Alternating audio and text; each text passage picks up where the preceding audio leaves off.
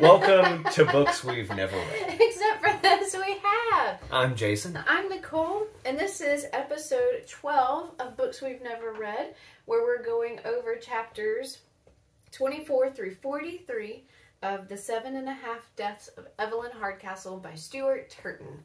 There's a lot of numbers there. Challenging. Mm-hmm.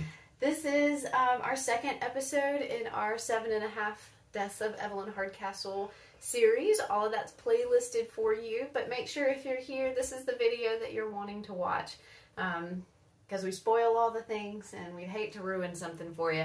Not that I think we have anything to ruin, because I don't know what's going on in this book, but we'll figure it out. Please, share us with anyone else you think might want to join an online book club. We're having lots of fun with it.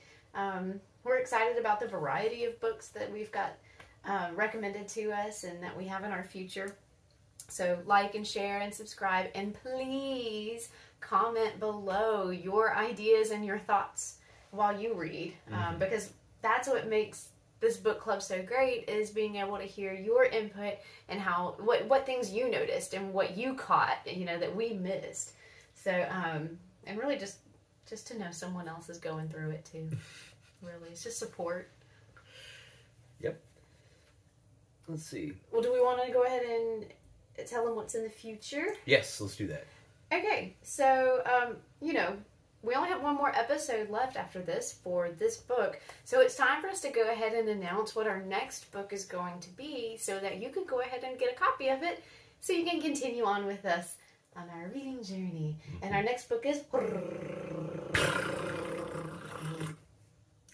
Salem's Lot by by Stephen King. The one and only. Yeah. And the reason we picked this is it's a good length to read all in one go over, I think what we're saying is 3 weeks. Mm-hmm. Because of the holidays, we recognize that people are busy, we are busy, you are busy. And so we are going to put out a syllabus next week alongside the last episode of 7.5 Deaths. Just talking about kind of why we picked this and kind of what we think about it going in, because we're going to read the whole book in one shot.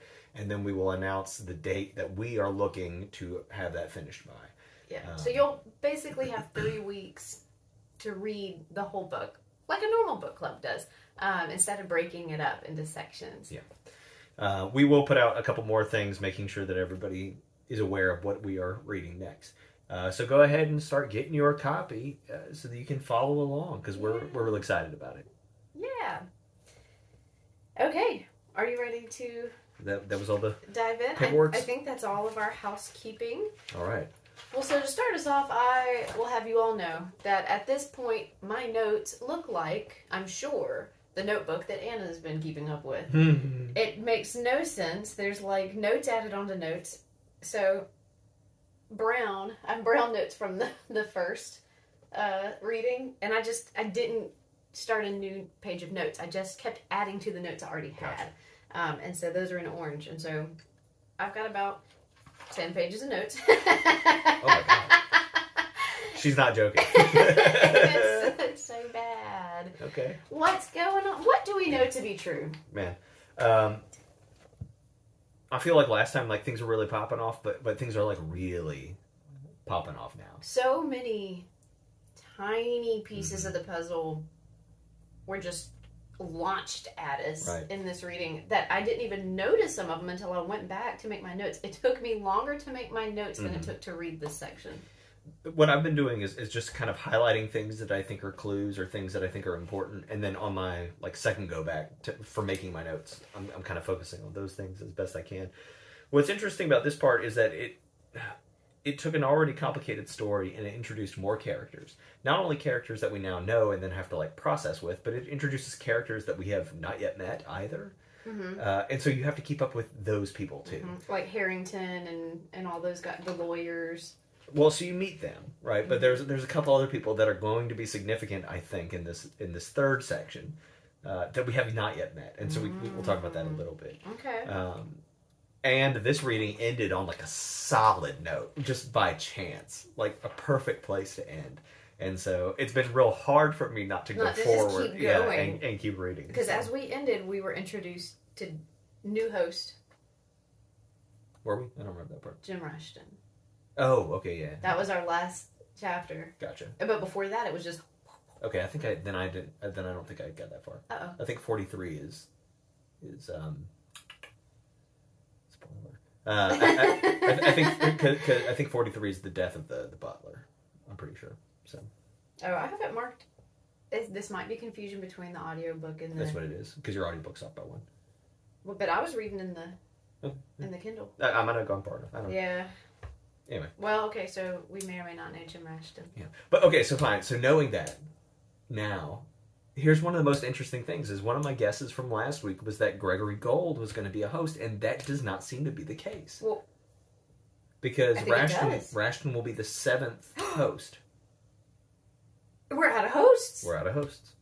So what's up with Gregory Gold? Right? Even he thinks that he's going to be Gregory Gold at some point. I think he does. Because he wants to cut him down. And he's like, well, Anna surely kept him there for a reason. Yeah, I don't know. But the crazed moment of Gregory Gold coming in and saying, don't get out of the carriage. I thought for sure There's two of them and they look the same. There's two what? Gregory Golds? I don't know. He said... Let me find my notes. I don't know a good place to start, so this is a great place. We're just diving in, just things straight. that are on our mind. Yeah. Okay. When Gregory Gold busted in, he has Anna's chess piece. He says, don't get out of the carriage. He never stops. He shows the cuts on his arms. He says, you won't want to give her up, but you'll tell them everything. There's two of them. Yeah, whenever he said there was two of them, I took it to mean that there's two footmen. Okay. There also could be two Annas, I suppose, but I took it to mean two footmen. Yeah, I forgot about that part. That did not make it to my notes. But so he's not a host. So but he knows. Well, he's giving him a message probably from Anna, right? Somehow. And we see the carriage at some point, and Anna... Or maybe Gregory's there or Anna's there, I can't remember. But at some point, whenever we are dance, there is the carriage situation, I guess. So anyway, but just point being is that it's not Gold. That he's not going to be a host. So that's interesting. Very interesting. And so why did he attack Collins? I don't know. Why does anybody do anything? Let's see. So just I was throwing that out there. One thing that's really been interesting over the course of the reading, right, just kind of as an overview, is Aiden losing himself to the hosts progressively, right? So when he is Derby, he's not happy with like what a creep he is, and all that. But then by the time we get to dance, he's really having trouble separating himself. Yeah. But at the same time, we also see Aiden remembering more of himself. Right. He realizes at Millicent's death that it's guilt and something that brought him there. Guilt and grief that brought him there. And he had to keep reminding himself that that's not really his mother. Yeah. You know, but it really stirred up a lot of emotion in him. So that's interesting that he's losing himself more.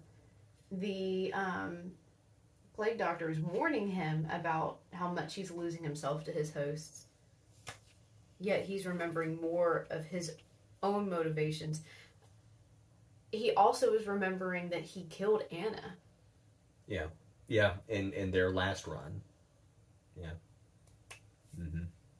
And talking about like all these remembrances and things like that, in what's also interesting about this one is that as maybe it was Dance, it's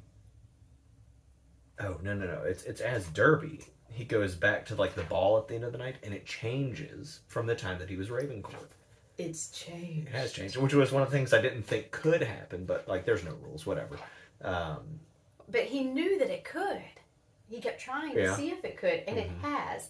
And Coleridge has been kind of saying that like I'm on to something, I'm on to making a change, but if you don't do what you've already done, then I can't trust that you're going to do what you've already done. Well, then Aiden as Dance realized that Coleridge is probably making the same mistakes that he made in like the last try, which is definitely setting them up for some sort of tension, or is setting them up for our Aiden, right? That we're following, right? Whatever time that we're following with to make some different decisions come time. Aiden is also battling with who he is versus who he needs to be to get out of there. Yeah. And that's sparked by both Coleridge and Coleridge shooting Stanwin. And the plague doctor saying, well, if this is what you're saying, I don't think you're going to get out of here this time around. You're not becoming... Right. The Aiden who came in could have done it. No, the Aiden who came in could not have done it. Interesting. Okay. He was too kind, too compassionate. And he made some comment, and I don't think I wrote it down properly, but that he notices what needs to be done, but keeps making the same critical mistakes each time. We also learned from the plague doctor in this reading that the rivals almost got it figured out. How do you Well, how do you almost have it figured out, and how does the plague doctor know? Right. So while we're on the topic of just sort of like the meta problems that are going on in this story, he says he almost has it figured out, which implies that the doctor knows. He already knows the answer. That's what it would imply to me, right? Because how else would I know that you have made it to the goal? And so I'm not sure how that works. I did think that was strange, and so there's some incongruity there with maybe what the plague doctor has told us in the past, or there's some other rules that we don't understand where he can just know that he's close and without knowing the answer. Or the footman has just straight up told him, I'm almost there, I'll see you at 11. Yeah, maybe. That's possible. The other thing that the plague doctor does is he makes several allusions to the fact that there is a we. That there's a team of people somehow doing all of this. He says we several times. And not only that, but he also tells us that he's been like tampering with the order of the hosts and all that kind of stuff. And so I think it's definitely clear to me now that the plague doctor is not Aiden in any future sense or anything like that, because I think that was an option for me. But you think that's properly ruled out? I think it's properly ruled out. But somehow this guy has the ability to mess with things. And the one thing that he won't talk about is why Anna is there, which is interesting. Or why the footman is there? Well, he didn't ask that question. Aiden didn't ask. Okay. But he literally asks, why is Anna here? Okay. If I chose to be here, why is Anna here? Okay. He won't talk about it. Gotcha. Boy, howdy. Yep. One other, so before we dive into specific storylines or anything like that, one other thing I thought was interesting was at one point Anna tells Derby, if we do this right, everyone in the house will be afraid of you. Yeah, I wrote that down too. I don't know what that means, but it'll be interesting to see. That'll be interesting to see. They've done this over 1,000 times. Yeah. I don't know. Strange. In talking about particular storylines or individual characters, I suppose, where would you like to start? I think we spent the most time in Dance and Derby. Well, let's wrap up Derby since we had some Derby last week, I guess. Okay. One of my favorite lines in the whole in this whole reading was in Derby's thing, because I'm a sucker for nice prose, and Derby goes into the breakfast room at some point, and everybody's hungover and trying to get their act together, and Turton writes, "They're talking quietly and moving slowly. Porcelain people riddled with cracks." And I just really like that line. It was really great. That is nice. But I mean, I didn't really feel Derby did a lot this time, right? He gets the snot beat out of him by Stanwin's man. We learned through Derby a whole lot about Stanwin. Blackmailing folks and all that. He finds he gets a lot of information. Yeah. Only to get murdered. Right? He gets axed by the footman, doesn't he? Did Evelyn put him at that rock right there? Anna, sorry, for him to get murdered? I mean, and Anna even, I assume Anna sent Evelyn to go remind Derby, hey, you need to go stand at your rock. Maybe so. Maybe so. That was definitely one of the most interesting things. Like we learned about Stanley blackmailing people through dance and other situations too, and so we would have found that information out elsewhere. But it's through Derby that we find out that Anna knows that she's going to die. Evelyn, yes. Mm-hmm. Evelyn knows that she's going to die, and like I'm trying to work around this or whatever, but like. Again, like, that part's really interesting. And she knows because somebody slipped a note on her door telling her, oh, you got to kill yourself if this doesn't happen, whatever. We don't know much more about that. And then, Derby's mother dies, which is not terribly consequential, I don't think. Unless she was poisoned. Yeah, unless she was killed. I did have that thought. But one other thing about it is that the last that we see her alive is she tells Derby, hey, I just thought of something. And she runs off. And that was strange. I don't know. And we know that after that, she went down to the kitchens. Yeah. From a previous storyline. There's also a bottle of poison on the cover of the book. There's these little icons on the back and the front of the book, and one of them, I assume, is a bottle of poison. Interesting. I mean, so definitely there's a lot more going on with, it's not Coleridge, it's, what's the butler? Not the butler,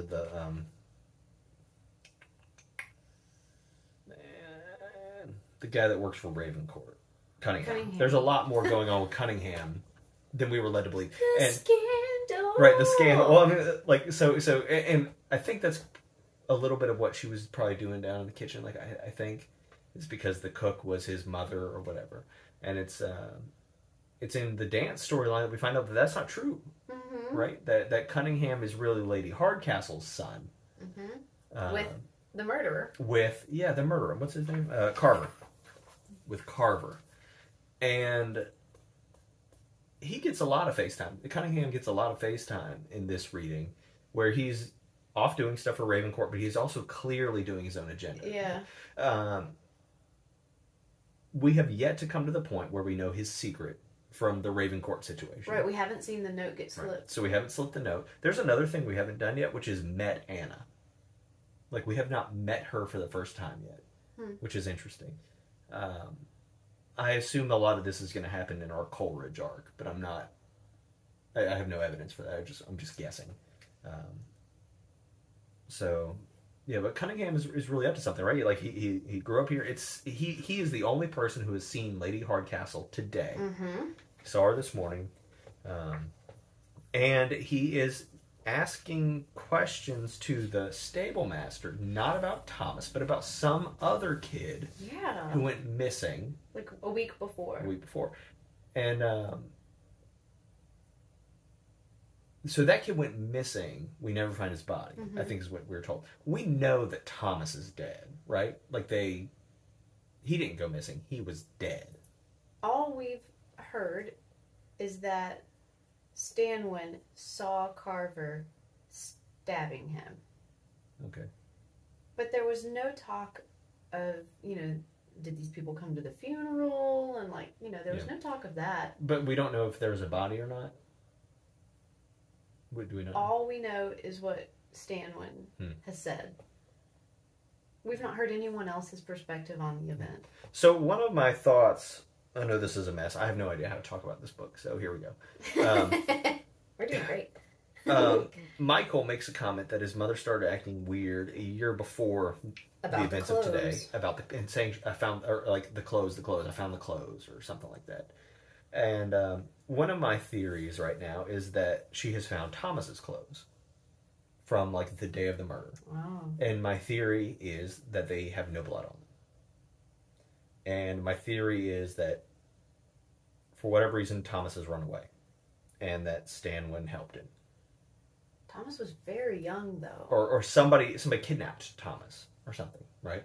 Like this is my going theory, right? And I don't know why. Maybe Stanwin kidnapped him so that Stanwin could then set up Carver for whatever reason. I don't know. And then my theory now is that Aiden is Thomas. Okay. That's my theory.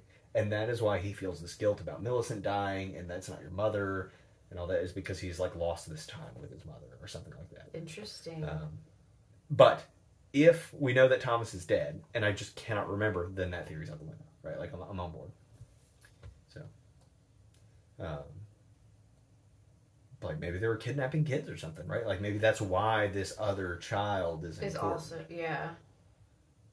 Interesting. Okay, so the stable hand, is that what he is? The gamekeeper. So Stanwin was a gamekeeper. There's a stable master. Stable master. That's who. Okay, he's the one. Was he saying for sure? It was so hard to understand what he was telling Dance because he was like not quite saying things because he was told not to.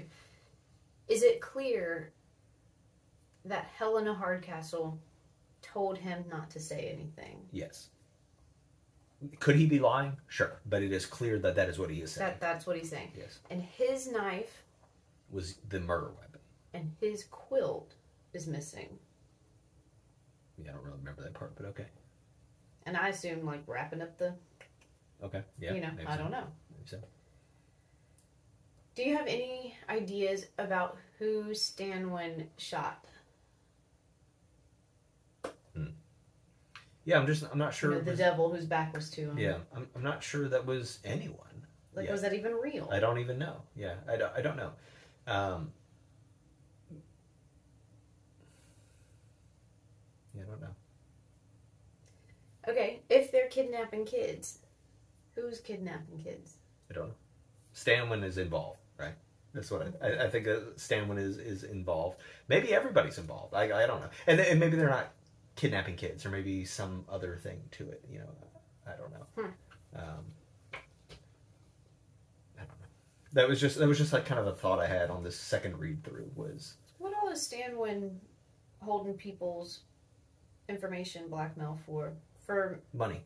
That's like. Well, yes. Yeah. What information? So. Well, so he has Helena Hardcastle's baby.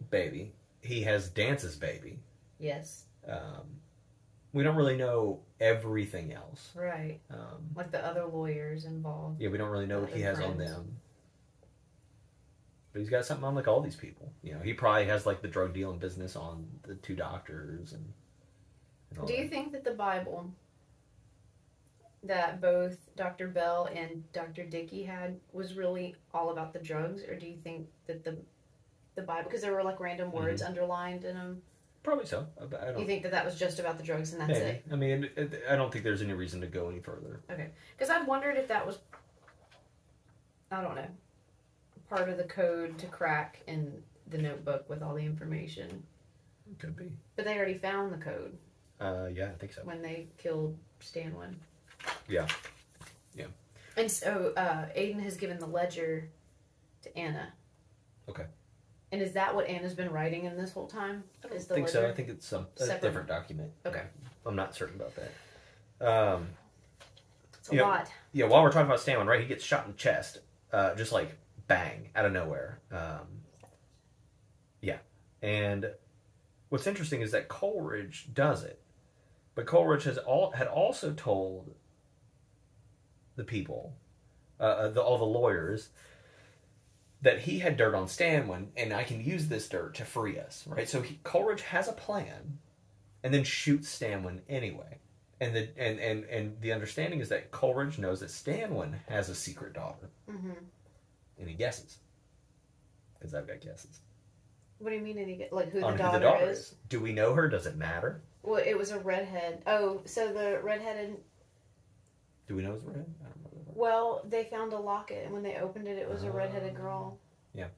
So my guess is the maid. Yeah. That's my guess. And she is redheaded. Okay. There was one description that I noticed on my second read through. Her red hair had come out of her calf, and Gotcha. Dance had seen it, and it reminded him of his wife. Gotcha. Okay. So and what's interesting is she is there when Stanwin is killed. She's like helping Dance up or something, giving him a snack. I can't remember what she had left, right? Okay, like she had gone out into the woods right to there, take and so they keep to the hunters. Those two characters keep getting tied together as we go, and so that is my guess about it. And the reason that I came to this conclusion too is that how could Coleridge have figured out who the kid is unless the kid is also like there? Right. You know, what are the odds? I think it makes perfect sense, especially with the attention that Aiden has given to noticing the interactions between Stanwin and the maid. The first time he saw it, he saw fear, but the second time he saw it, it was surprise and something else. Right. But so now that Stanwin is dead, what does it matter? Like, what does it matter that is the... I mean, just how bizarre to bring up this fact and then just shoot him anyway. So perhaps he already tried to blackmail him and it didn't work, or, you know, something. For whatever reason, we had to go to this degree. I mean, it just gets rid of the problem. And he but now you're a murderer. Well, he doesn't care. He sees the end so close. Yeah, that's true. That's so true. close. And they even... There was a mention of just... Maybe from Aiden's like last round when he killed Anna, that he had that feeling of being so close to the end that it was just pure desperation. Right. And he killed her. Right. And Gregory Gold says you won't want to give her up, but you'll tell him everything. So like so he's warning him that like you're gonna get a point where you're so desperate. Yeah. But when is that point? It's got to be with Coleridge. Or, well, I mean, it could be with the constable, Jim Rashton. Yeah. And we might have some hours left on somebody, like the guy guy that was in the truck. Okay, and he'll wake up at 9:30. Okay. But yeah, dance is done. Yep. Derby is done. Yep. Ravencourt's probably napping somewhere. So we still have Ravencourt. We still have Davies. But like Ravencourt, the only time he has left is post Evelyn's death. It's like, what help is that? I mean, I guess you can solve it. Right, because we did already without saving her. Yeah. He did already watch her die. You're right, so that's done. The butler is dead. Where's Belle at? I have that he's at end of day 1. He passed out in his room after seeing the dead rabbit, but he might not be done. Yeah, we might have some time. Who knows? Who knows? Let's see. We have, whenever, talking about the end of certain characters, Anna is in the room, right? Whenever the footman kills him. Isn't that true? Or for who? I don't know. Well, for the last two, For the last two, she's in the room. For the butler and there was this whole conversation about, like, if I betray you, I'm not really betraying you. Right. Like it won't be what it looks like. And so I'm interested in seeing what the circumstance was. Yeah, what's going on there? Crazy. Dance, yeah. She was in there with Dance. That was such the progression of those chapters, he is killed in one body, wakes up in the next, and then I mean, like, it was really like a good, oh my gosh. It was a great 1-2 punch, for sure. I'm on my notes about Coleridge killing Stanwin, and there's this line that I feel like is Coleridge justifying what he's just done, which is like a bad thing, even if it is a bad man. But it's a good line, even if it comes out of like a twisted character's mouth. And he says, avoiding unpleasant acts doesn't make a good man. And I like that, because that's true. Right? Yeah. That was I stopped reading for probably like a good 4 or 5 hours and just thought about it. I really enjoyed that part. Yeah. I mean, there's a lot of hardening that needs to be done to Aiden between Rashton and Coleridge and these last two hosts and whatever tiny remnants he has left of the other hosts. What's interesting is whatever it is, we have to figure out who is the murderer, right? Who pushes, basically, really the question is, who gives the letter in the morning to Anna? Evelyn, to Evelyn. Who does that? We're still doing this dance about, like, what is going on with Thomas's death. And it's not clear to me like why and how that ties in, unless it is Lady Hardcastle. The obvious answer would be Lady Hardcastle is the murderer of Evelyn, and that's why Thomas's death matters. My second guess is that Aiden is Thomas, and that's why Thomas's death matters. Because I'm not sure he's dead. I'm not sure he's dead. But like, I don't think that any of the... I don't think Stanwin is the one who does it. You don't think Stanwin is the one who does what? I don't think Stanwin is the one... I don't think Stanwin is going to be our murderer. Okay. Because he's dead now. Right. And Coleridge would have been like, oh, well, he was the murderer, so it's cool. Right? I think Stanwin's off the table, and I think he was a top pick for me.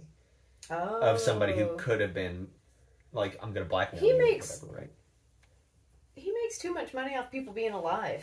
Yeah. But I mean, he has that conversation with Evelyn that Derby witnesses. Yeah, so what's up with And that Maddox, he might have Felicity Maddox like kidnapped somewhere or something.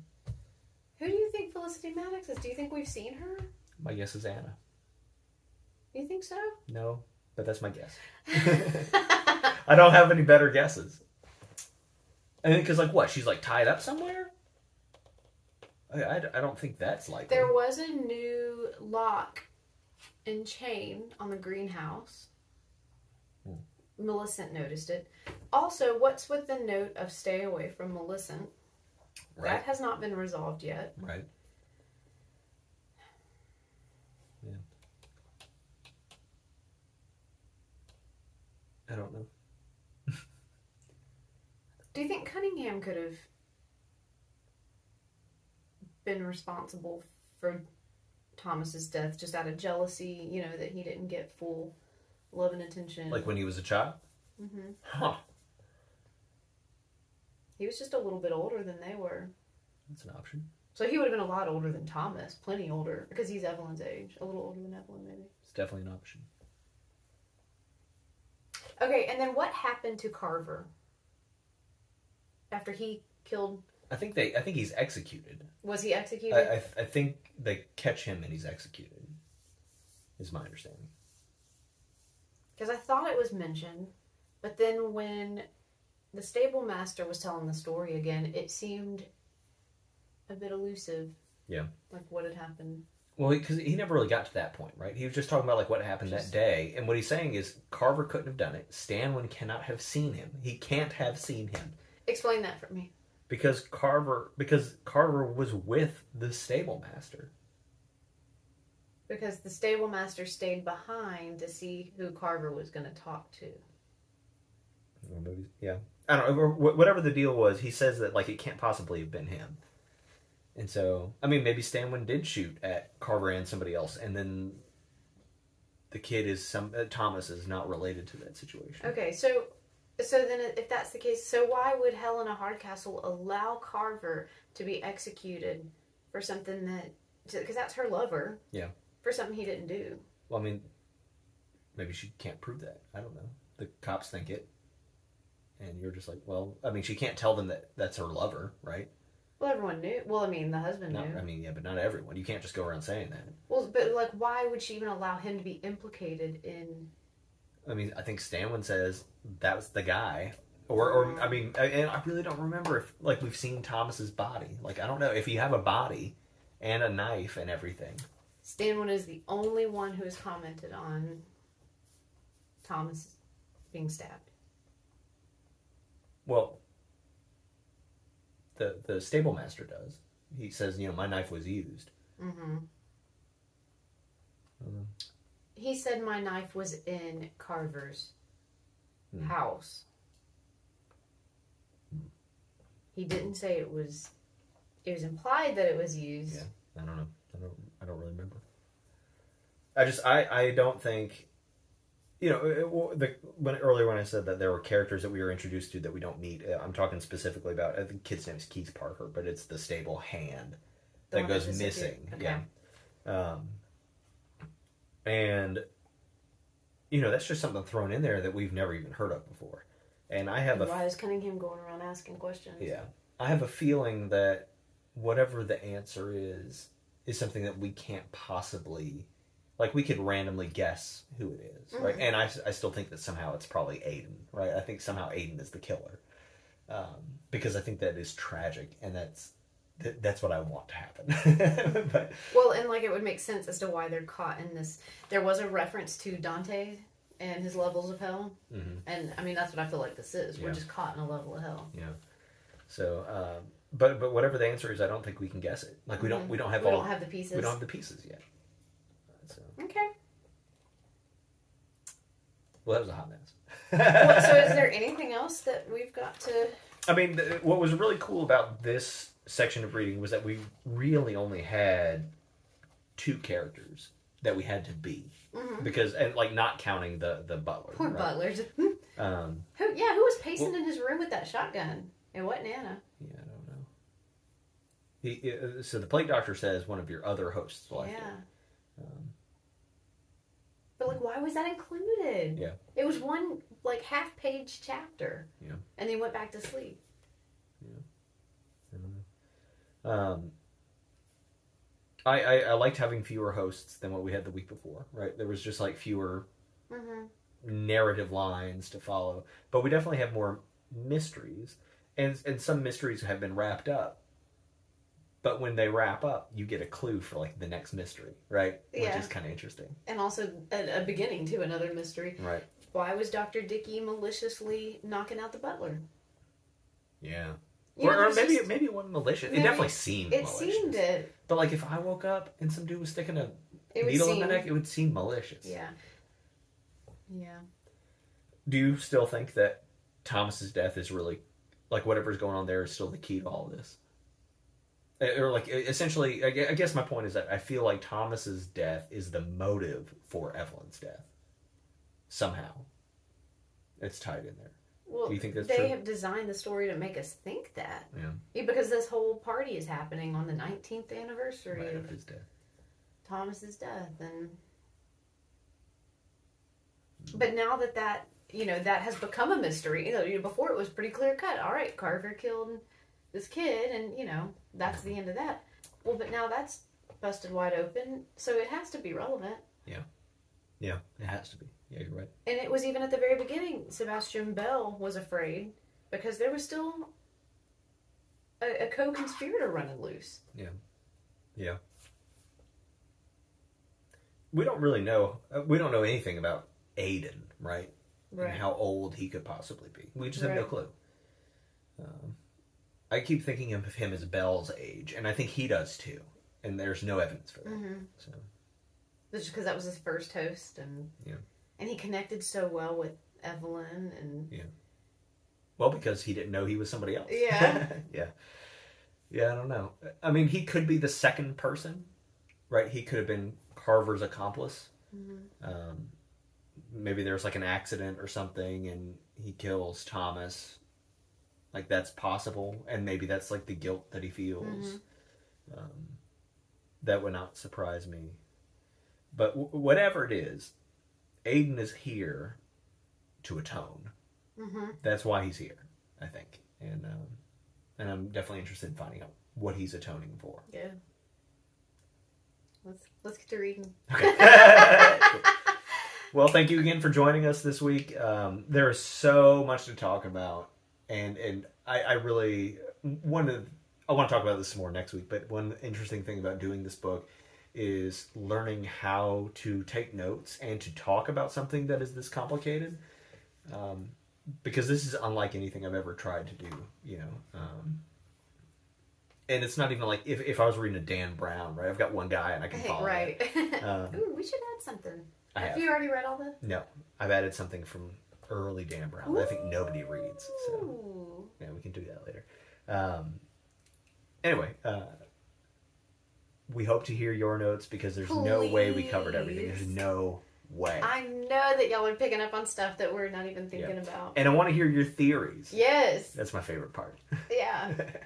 Yeah, let it all out there. There's no wrong answer here because we're all just taking shots in the dark. Yeah. And keep in mind, if you're watching this weeks or months or years down the road after it being posted, but you're following along for whatever reason, post your theories anyway. Yes, we'll still be just as excited to read where you are and and not spoil for you, but encourage you along the way. Cool. All right. Well, thank you for watching. See you next week.